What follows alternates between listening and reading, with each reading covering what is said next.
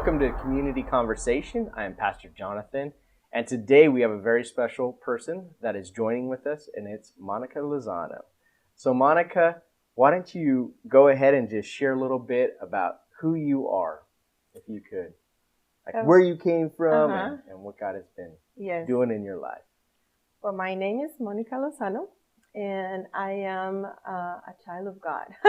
Amen. And I am from Colombia, originally from Colombia, South America. I've been a missionary since I was engaged to Timothy. Of course, now Timothy Lozano, who works at KGBA, is my husband. And so I have been a missionary for all my marriage life. And a funny thing is, when we were engaged, I remember asking Timothy, okay, so how are we going to live financially? And then he said, by faith. And then I said, and what is that? How that comes? And he said, by faith. And till today, I even had a conversation this morning with a friend about it and saying, we have lived financially and spiritually and emotionally and in so many different ways by faith. God is our provider, and of course the Lord uses different venues and different people and different ministries and things to bring, blessings into your life, but living by faith. I want to take it back a step, all right? Okay. So, there is so much in your life that is just, it's rich and it's amazing. But first of all, grew up in Colombia, right? Isn't that like drug central? Isn't that where all the drugs get grown and shipped up north? Oh, I always want to say it is a coffee center. Yes, it is. And then we live our lives. I have brothers and I have uncles and I have people that have been in drugs heavily for years. Some of them are out of them. Some of them are not. I have met drug dealers and people. It's like life, but I guess you learn how to live, there. One thing will be when my dad left my mom and my mom stayed alone, we lived in a house that it was in a corner, and it was like a perfect spot to be like a drug dispenser or something. And she was proposed to do that. Somebody told her, oh, you can earn a lot of money and raise all these kids and if you do this. And I remember my mom saying, So yeah, you live, that environment, that culture type of thing, but you also make your own decisions and you go through life, So, a lot of us have not ever been to Colombia. So tell us what it's like. Is it similar to the States or is it very, very different? It is different because it's tropical. And I remember one of my first cultural, and maybe not cultural, but I guess geographical shocks were that I live in Cali, Colombia, where there's one season all the time. The only thing that changes is the rain season, but it's hot all the time. So when I came to the United States, I remember, it gets cold. Oh, you have to put away some clothes and then have other type of clothes, So that was like very different to me. But yeah, it's hot, not as hot as here in the valley, but it's a hot city. And I grew up I lived in Colombia for my first 25 years. So tell me, I remember you were talking, I think, with my wife a little bit about how shocked you were about the milk situation. Yes. Tell us about this. Oh, okay. The very first time we drove through Hopeville. First of all, at night it's so dark. And then during the day, there's houses and people's kids' toys are out there. And they stay out there. Or, for example, I remember sleeping at the house and the door is so like a room door, like a bedroom door. It's not like a heavy door that you need to have security and everything. So it was very different because houses were not brick. Houses are, rock sheet. And to me, that is like nothing. a robber can just come in and, saw his way in. Set his way into the house. I know. So that was shocking to me. Another thing that was shocking to me is to have food that have expiration days for such a long time. Because the milk thing is you buy milk in Colombia on a daily basis. So it depends on the size of your family. You buy either like a pint or you buy a liter or something like that. And then you have to consume it during that day. The next day, the milk is not a good, even if you put it in the refrigerator.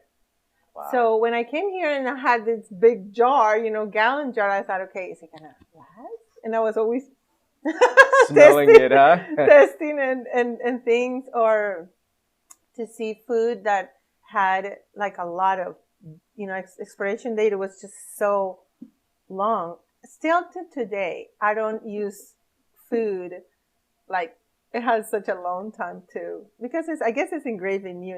I just rather have fresher. Of course, I have, changed some of the habits and mix some things here and there, but till today, I prefer fresh food and not. Mm-hmm. I think a lot of people wonder a bit about what it's like to be a missionary. And I know you kind of mentioned this a little bit. Mm-hmm. And my experience was, I grew up here in the Valley, and then I ended up going overseas and doing mission work. However, for you, it's completely the opposite. Mm-hmm. You have your husband, Timothy, that you met down there. He was on a mission trip or living down there as a missionary's kid. You guys fell in love. You got married, and then he kind of drug you back to the States. Our story is a really romantic story. Okay? It's not that bad, huh? We met when we were younger. Like, I have a picture on his 4th birthday, and we're together in the same picture. So because his parents were missionaries in Colombia, he was born in Venezuela, and they started the church over there, and my whole family met the Lord through Timothy's dad's ministry. So we grew up kind of like together, going to the same church and everything. And then when they came back to the States, our lives never connected again. He went back to Colombia on 1990. And I have walked away from the Lord for some years. And because Timothy's dad, every time he went back to Colombia, he visited people from the church, especially those who have been, outside. So he visited me, and he sat with me. I remember he read Psalm 51, and that's all it took. That's what God used to bring me back to himself. That's the way I call it. And a year later, we were dating, and a year later, we were getting married. So we didn't know we were going to leave the country. So we were living there. We were working at the church. We were pastors for youth and helping in discipleship. We were working with a ministry called also the Bible League. Mm-hmm. So we were part of the church full time, but also the Bible League, and we had an office in the church, actually in the church building. So we work with distributing material, discipleship material, and for beginners, Bibles and first discipleship for new believers. And then because he was born in Venezuela, the Bible League wanted to open an office in Caracas, and they thought because he had Venezuelan, papers, we could go and do it over there. So it didn't work out that way, but we did go to Caracas, and we stayed there for 3.5 years. We started the ministry, and we left, leaving it to a local person, and the ministry still goes over there, and it is a big blessing still. But we came back to the United States because the Lord wanted us to do so. It was the hardest thing that I ever done. Because you didn't know English, right? No. Okay. How was that? Okay. Tell us about this. We came because the ministry in Venezuela was flourishing so much that he was traveling a lot. And because he was traveling a lot, I was left alone a lot because I had little kids. And then I was pregnant with my third one. So one day I was in church, and then a lady said, "Oh, you look like a single mom, with 3 kids. I mean, 2 kids, and you're pregnant." And then I thought, okay, this is not right, because I am not single mom. I have my husband. So we start talking about it. We start talking about, okay, what are we gonna do? I don't want to be alone by myself. Christine is 4 or 5, and then I don't want the kids to grow without you being present. And then I remember saying this. I remember because we were doing financially well over there. We were not like rich or anything, but we were not, having a financial burdens or anything. We were doing good. And then I remember telling him, I'd rather have coffee and toast, but have you with me, than having this wonderful meal and you're not here, present. So he said, okay, if we leave, it's going to be harder than you think. And okay, I'm ready to leave. Okay. So we left and we came to the United States in the year 2000. And that first year was harder than I thought it was going to be, literally. Because of the language, of course, because also the differences. When I moved from Colombia to Venezuela, my first year was hard because I didn't know anybody there, even though we have the same language and maybe similarities between the, countries, but it's totally different too. It is a lot of differences. So I struggled a lot the first year being alone, and I'm such a people person. Then when I came here, the things were harder because the language, and then we did not have anything here. Nobody told us to come. We just came. So it took us a year and a half to find, a place to settle. We were here in California. First, of course, we arrived to Timothy's parents' house in Hopeville, but then we went later on to Los Angeles area, in Orange County. And then the Lord puts us together with CAM International to become missionaries with them. So we changed mission agencies because we were under Timothy's dad, something. He had a nonprofit or something. So we were under his name. And then later we changed to CAM International, which today is called Avant. We're still under them. And we went to Georgia, and we lived in Georgia with supporting a pastor in a church, with a Hispanic church. And we lived there for 6 years or more. And that was a really sweet time. I love Georgia. And then you moved to the Valley, right? Yes, after that. And that was a sweet time too? That was a God-given time. Sometimes God-given times are not sweet to our taste, but to His. Right. So you guys were seen as missionaries. Yes. Here in the States. Yes. And you were a missionary, and Timothy was like, oh, I'm back home. And so now, how long have you been living in the States? Well, we have been here since 2000 in the States. Okay, wow. The other thing that happened when we came was Timothy had no credit score.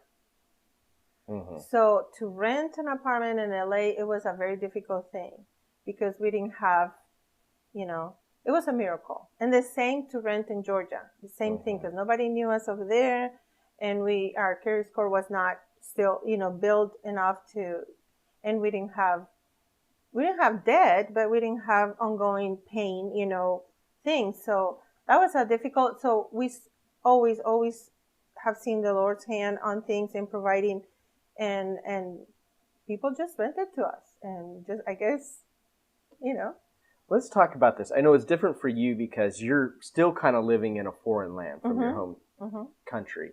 But for Timothy, he was, in a sense, coming home.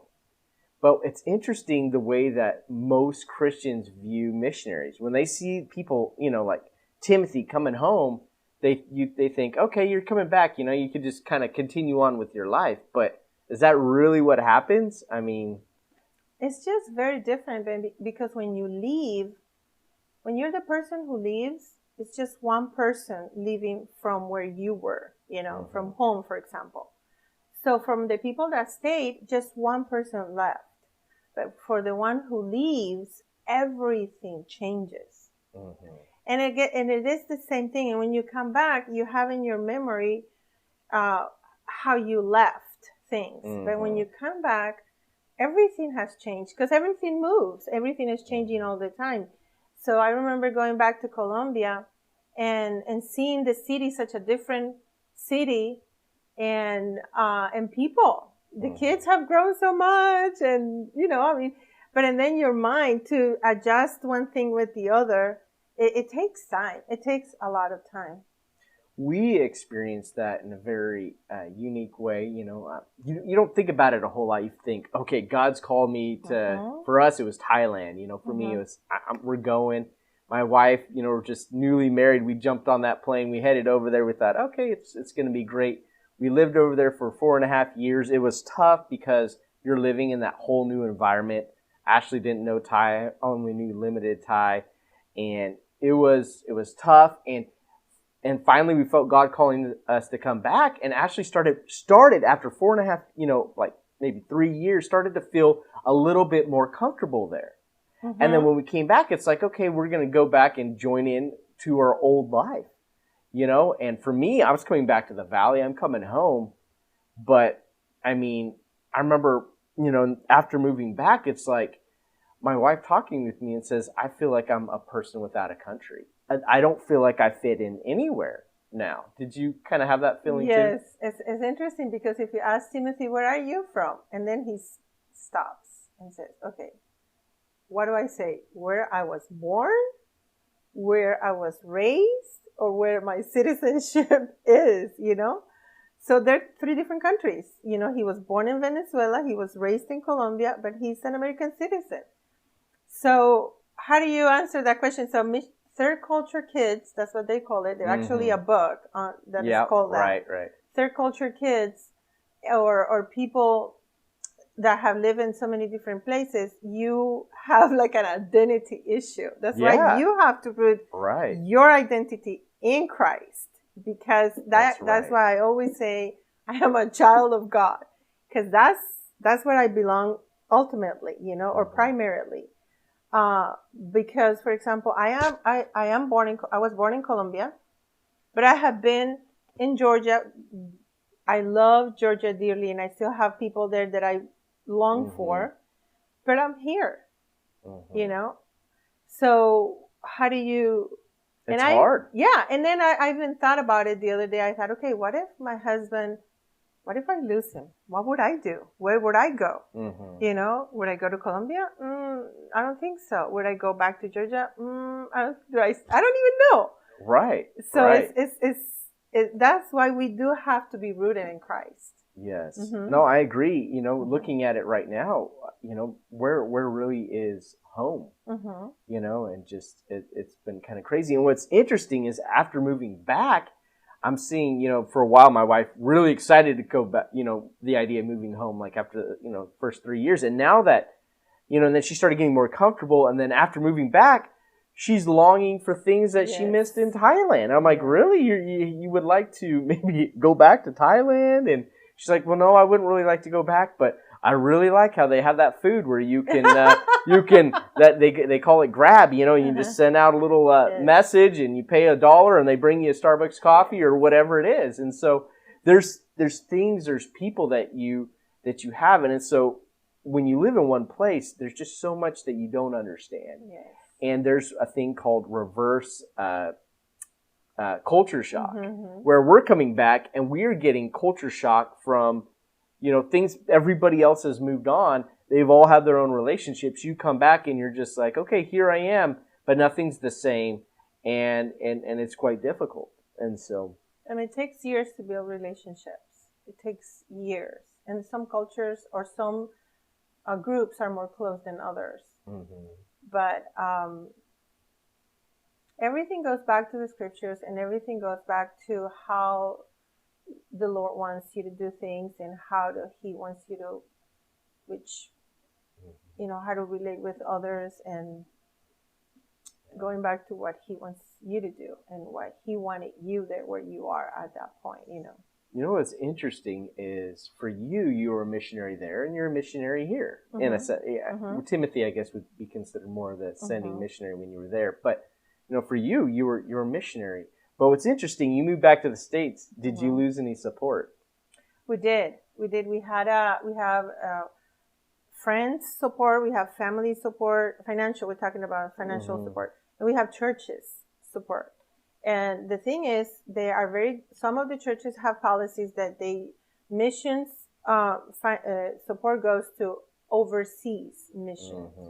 So when the missionary comes home, they stop.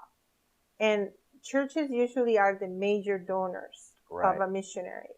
So if a church stops giving you their support, I mean, pretty much if it's not 1/4, it's half of it. That you're losing it. And then you're coming to the United States where you need more money to live. Right. Because in third world countries, you live with less money than you live here. So, and then you come over here and you're needing more money to pay your bills and to, survive and everything. And then, oh, by the way, this is the last month we're going to give you money. Yeah. Yeah, there's just people that they don't quite understand it. Like for us, the work that we did in Thailand, we're over there. They're like, okay, we are understanding. We're supporting you for being over there. And then now that I'm back, I think some people are saying, okay, I'm going to cut down my support, or I don't need to give anymore. And the truth of it is the work is still going on over there. And I'm still actually part-time with the ministry too. So there's things that, people, they don't always understand that. And that's true when you're here. It could be hard, getting reassembled into the culture and also, and as for you guys continuing to be missionaries, people don't necessarily have the idea of, if you're in the States, you're a missionary. But I know like the Southern Baptists, which I've been a part of for a long time, they have their missionaries that are in the States that they recognize, and then they have their missionaries that are overseas. So they do have that understanding. But the hardest thing for Timothy and I as missionaries, I think I will say, is raising support. Raising support is hard. Nobody wants to ask for money. Hey, will you give me some money? And then Timothy's dad was the type of person that he was very aggressive on that. I mean, in the good sense. His personality and everything, he was so good at it. He knew what to say, when to say it, whatever. But Timothy and I were like, no, it is hard. I'm just going to pray the Lord, to the Lord to see. I'm going to meet you and I'm going to tell you what I'm doing and how the Lord is doing with my life in this place. If the Lord will move your heart. Right. And that we wanted to do it that way. But it's hard because sometimes if we're not very, direct, asking. But so I never ask for money. Yeah. No, and I think I ended up reading George Mueller's book. A man, he's a man of prayer, and he never asked for a cent, and God ended up giving him a lot of money, and he would just pray for it. He's like, God, you're the one that provides, And I think it was a passage in Psalms he read that says, open your mouth and I will fill it, and so he just lived that way, and it inspired me to do the same with the ministry in Thailand, and so, it's honestly, it's just a whole new world. And I think that a lot of times we in America are just so focused on ourselves that we're not even really aware of what's happening overseas, and sometimes we just give some money. But I mean, it's another world out there, and for instance, just this morning, in connecting with what's happening in Thailand, I was talking with one of my guys, or he sent me a message and he's saying, in Burma, the country to the north, they are dropping bombs on their citizens. And now we have people that are fleeing into Thailand where we're at, and so I'm in communication. We're giving money, buying food to help take care of the people. But I mean, a lot of times we see political unrest and, people, graffitiing or doing whatever else. I mean, people are protesting and the protesters are getting killed. They're dropping bombs on their own people. And so sometimes I think we see our own problems, but in relation to some of the countries overseas, we don't realize even still how blessed we are. I mean, it's just a whole another world. It is. It is. I actually, when I became a U.S. citizen here, um, it was a joyful moment, and it was a joyful day. I love the United States of America. I really do.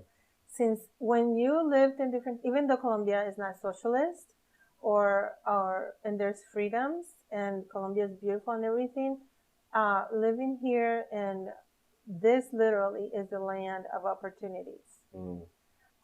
You have many opportunities. People are very generous. Uh, um, I mean, I have good things since I came here, and my eyes were open to so many different things. Um, I mean, I was actually sharing with someone this week, being poor in the United States is nothing compared to being poor in a third world country. No, it's not. It's not. You here you have so many helps, not just from the government, but from nonprofits, you know, and people do care for some for the needy. So that's a good thing. Another thing that I found that it was fascinating to me was like secondhand stores. You know, we didn't have that in Colombia. And when we first came here, you know, the Goodwill, the Salvation Army, or the yard sales, or the, you know, all these things where you can get things. And so being poor here, you know, as I mentioned, it's not it's not as bad as being poor somewhere else, because you don't have those options. You know, you don't have, you know, the kitchen soup or like the ministry you guys have here on Fridays. You know, you don't have as many. You probably do. There's some nonprofits. I do want to say that, but it's not the same, I guess, system, or at least when I was there. So what you're getting at no Goodwills is because when they buy something, they use it up. There's nothing left. You know, there's nothing to give. You know, like with the girls in Thailand, I mean, the girls that come into our home, you know, a lot of them, if their house burnt down, all that would probably be left is their refrigerator. You go in, it's a bamboo house. Or just a wooden house. I mean, just walls. They have like electricity for a light and for the refrigerator and maybe the rice maker or something like that. But I mean, it's just wood in there, dirt floors. And so just it's a different level of, you know, poverty, you know, that you think. And they're able to live and be okay, but it's just different. When we talk about poor, it's like, oh, I only make $30,000, $35,000 a year, something like that. You know, and they live on like $6 a day, $5-6 a day. Some of them. So, but anyway, I want to kind of shift gears here a little bit and talk a little bit about what you're doing here and now. I know that you're helping and serving with the is it Hope Center? The Real Hope Center. Real Hope Center. And so I know Timothy's working. He's getting paid. But from what I understand, you're like out there volunteering your time. Yeah, most of the time is volunteer. We do receive offering, but it is and it's an offering. It's not like a salary or anything. But it is a blessing. Being a volunteer, it's just the thing is, it goes back to who you are in Christ and your definition of what are you here for on this earth, you know, and values and things. So our lifestyle is that we just serve. I mean, we just do. That's who we are. So I remember some years ago when Planned Parenthood was coming in, I knew in my heart I am a pro-life person, but I was never outspoken about it, or I didn't say anything. And I am not the person who will stand in the corner with a sign. So I told the Lord, okay, Lord, I'm not an activist, but I am pro-life. How can I do something? What can I do? So I remember talking with Timothy, and he said, well, just talk to Debbie, you know. Okay, so I called Debbie Elliott, and she said, okay, you want to come and see what we do? And then, yeah, that's what I did. I went and saw what they do, and I fell in love with that, because as long as you let me teach the Bible and open the Bible and read it to people, And I realized that on the first month, probably, or the second month, that women that are so needy, they have so many issues in so many different levels and areas.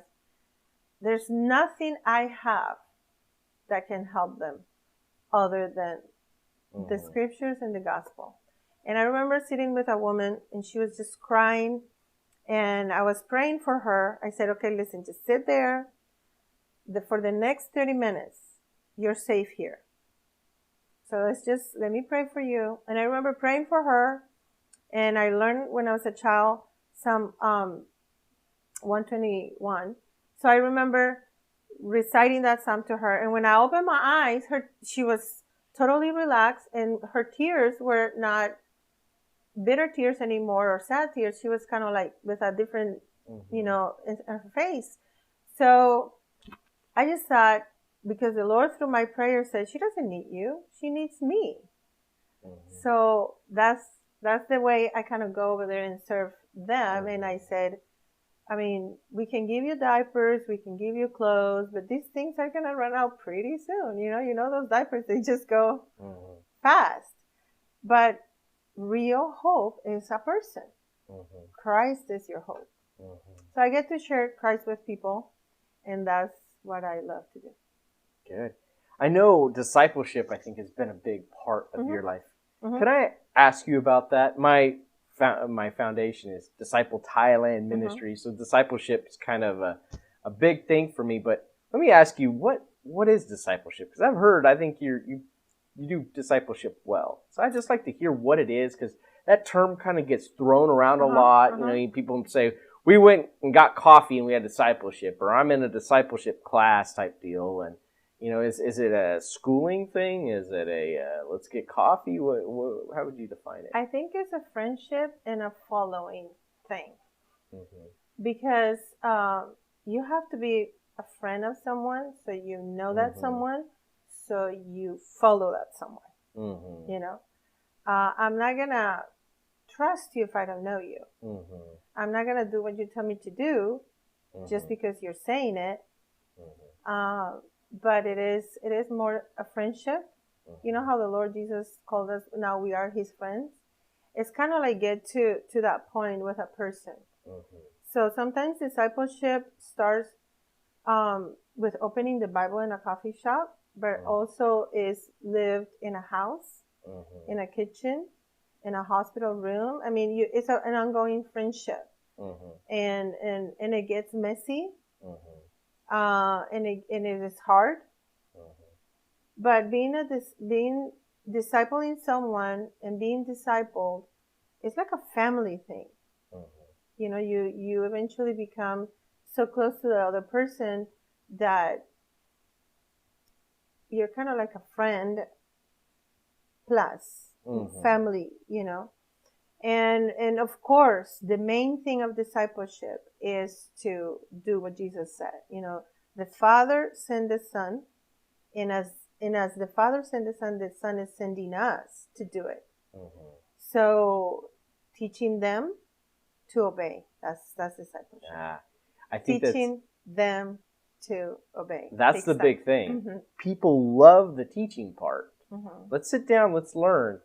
But the obedience part is always, I think, the heart of really what discipleship is. Let me show you how to do this. Let me teach you how to do this. Why don't you go off and do this now? And I feel like discipleship kind of ends when they're like, okay, I think I'm good. I'm willing to listen to you, but I really don't want to do anything of where you're directing or the things that the Bible's saying, you know? And so I think that's an important thing.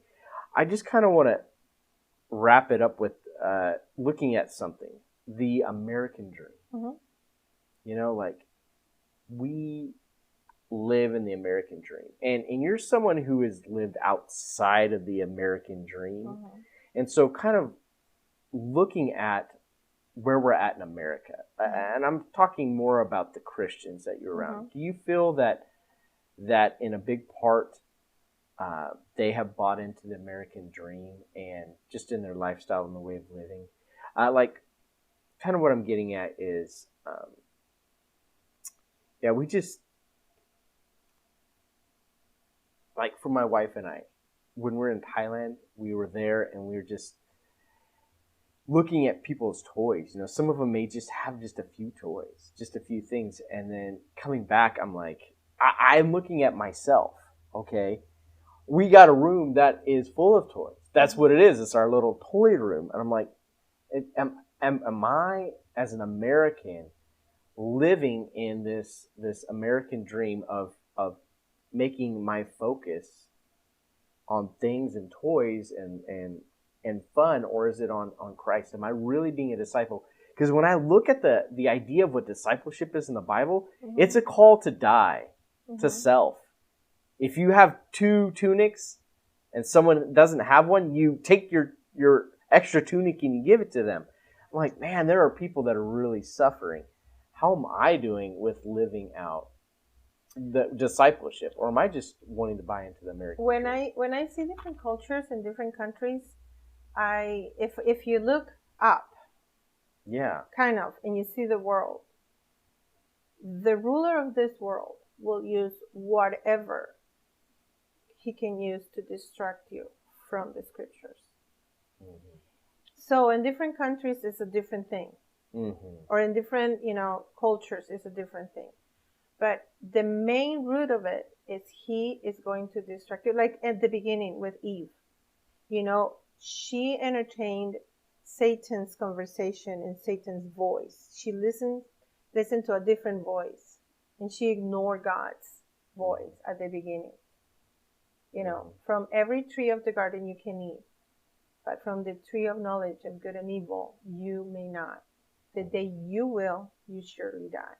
That's what God said. But and then the enemy comes and says, did God really say? Yeah. And then as soon as you entertain that, he got you there. So if he gets you to be distracted from the book, and then he got you. And he's going to use money. He's going to use dark things. He's going to use spiritual things, like other countries that have, this darkness up on them. Or he's going to use whatever it takes to get you distracted. So, yeah, if you're here in the United States, because money or possessions are the things that the enemy is using to distract you from the book. If you're not enough in the book, you will care for things more than for the scriptures and what the scripture says, because it says that to love the Lord your God with all you got, your mind, your soul, and your strength, and your heart, and love your neighbor. So, I feel like the call to the discipleship and the call to people, to Christians, and the culture that we're in here in the United States is, let us keep our eyes on the scriptures. Let's read the Bible from beginning to end, from Genesis 1 to Revelation 22. You know who wins. You know he's king. We just went through the Passion Week. We just went through celebrating his life, his death, his burial, his resurrection, and he appeared to many. So I will say that if you're here and if you're entangled with possessions and things, that's what the enemy is going to keep using for your focus to be off Christ, not on him. Yeah. And if you are in another country, he's going to use something different because that's what it works in that area or with that people, or you know what I mean, that setting over there. But if the Lord gives you money, it's to bring glory to himself, and he'll give you more because he's generous like that. So yeah, I know it could be different in other countries. Like in Thailand, the big thing for them is, there's there's spirit houses in front of every house, and so you get these more demonic, physically demonic countries, witch doctors, spirits, all that kind of stuff, which is very real that people there experience, whether Christian or not. And, so there's a fear, there's a gripping there. But Satan, I think, works very different here in the States in a lot of ways. He, instead of distracting you by the spirits, he distracts you by the money, the possessions. And I think a good test could be, too, is what are you focused on? Where's your mind dwelling? And I know for myself, come back, it's like, oh, well, let's think about money that I'd love to have this to put into retirement. I'd love to by this? What is my mind focusing on? Mm-hmm. And I think that's a good reflection of where my heart really is, you know. And so I think we just have to be really careful, you know, to stay focused, because the call of Jesus of discipleship was to leave everything and come follow me, you know. And money, possessions were a side note. They were a something to bless but other listen, people. the Lord gives money to some people to be witness to. Yes. Like, you remember, I'm just thinking about when we're talking about Jesus' burial. Mm-hmm. He was buried with the rich. That's Who right. owned that Yes. that tomb? It was a rich person. Mm-hmm. But look, you see, right there. Mm-hmm. So I feel like we have to have the right approach, or the right definition of what it is richness. You know, richness, eternal riches or earthly riches. These things are gonna burn here. Right. You know. But the Lord uses the Lord also in the gospel, he used a lot of women that have money to fund. That's right. You know, Jesus' ministry and Paul's and, you know, the disciples. So money does have, and the Lord blesses people with money. The thing is, what do you do with it? Right. You know. Right. And if you're a child of God, and then the Lord is going to use your abilities to you know, raise money or to build money, because there's people that really are good at it, you know, earning it and or making money. But what do you do with it? That's the thing. Yeah, and it's not money that's evil. It's the love of money that is there. And so I think for us, it's important to say, hey, this is a very good tool, but it's also something that you need to guard your heart. Yep. Who owns what? Does money own you? Do you own money? Does the Lord own you in the money?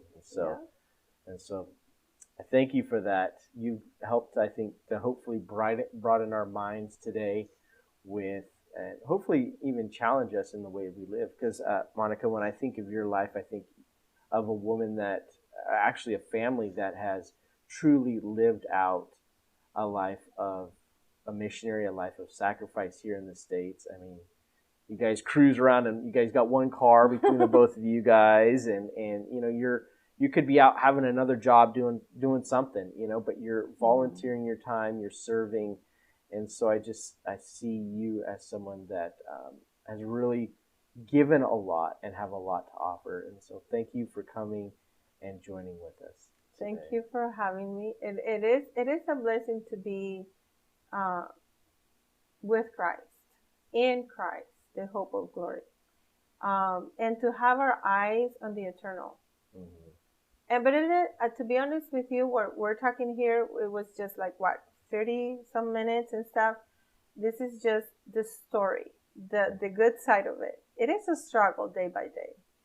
It is minute by minute, and you do have to bring your feelings, you have to bring your desires to the Lord and live. And that's what part of the discipleship also is, being vulnerable and showing people. You know how Paul said, follow me as I follow Jesus, and you need to be able to do that, to have your life open and vulnerable. So, ooh, look at this. This is where I messed up, and this is what I do when I messed up, and this is how I get up, you know, which is God who does everything. You know, he leads you through it, and he gives you hope, and but missionary life is a fun ride. It's an extreme ride, you know, like kind of thing, like a roller coaster thing. You know, the verse that kind of wraps it up, I think, for my wife and I as missionaries, or when we were being missionaries, and even now, this feeling of where even is our home, is that Abraham was a tent dweller, and he was looking for a future home. He was one that roamed around the whole time, and so they had their faith in their hope in the future home. It wasn't in the present, and that's kind of where we're at.